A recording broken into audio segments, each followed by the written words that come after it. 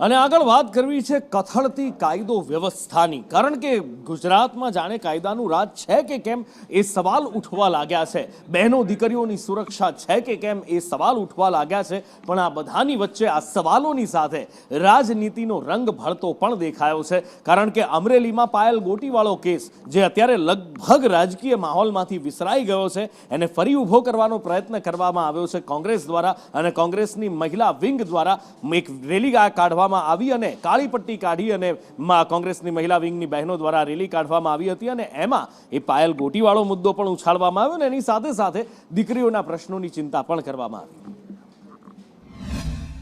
સતત ગુનાખોરીઓ વધતી રહી છે અને જે પણ બળાત્કારના કિસ્સા થાય છે તે બળાત્કારના કિસ્સાઓમાં કોઈ બી સજાઓ આપવામાં આવતી નથી આ સરકાર દ્વારા. એટલે એ કિસ્સાઓ વધુ ને વધુ ઉછળી રહ્યા છે.